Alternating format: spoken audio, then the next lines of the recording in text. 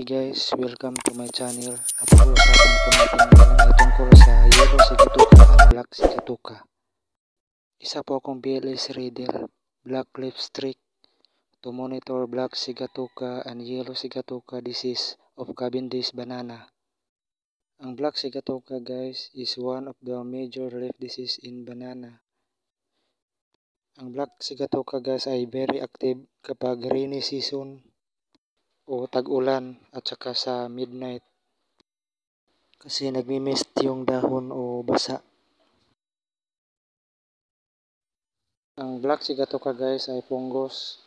Ang kanyang mode of transmission ay sa hangin at saka sa tubig o ulan at infected plants of leaves, planting materials infected with leaf disease.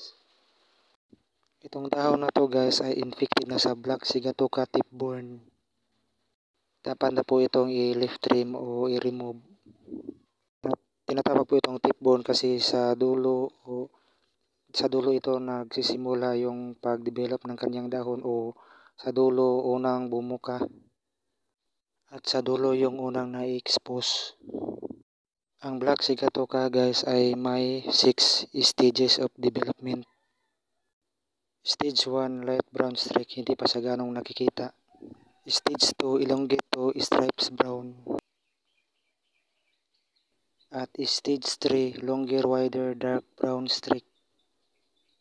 Stage 4, brown spot to black spot. Stage 5, black spot surrounded tissues yellow. At stage 6, center of the spot dries light gray surrounded bright yellow. Ito na po yung kanyang figure guys, oh. Yung sa center nagda-dry parang light gray. Nagla-light gray na siya. Ito po ay severe na, dapat na po itong i-delete. At ito guys, yung isa ay severe na infected ng Sigatoka, dapat nang i-delete upang hindi makahawa sa iba. Yung mga good leaf, kasi yung mga good leaf mahawahan. Ito po ay severe infected Sigatoka. Ang tinatawag dito po ay sword leaf o nursery leaf. Ito po ay followers plant. Yung kanyang sword leaf ay infected na sa Sigatoka. Ito, nursery leaf. Infected na rin, oh, severe Sigatoka. Dapat na itong i-leaf trim kasi severe na. Nagda-dry na yung dahon, color gray. At ito naman guys ay low functional leaves. Ito naman guys, functional. Kaunti na lang yung dahon niya. Malapit na itong ma-harvest. Isa na lang yung dahon niya dahil sa Sigatoka.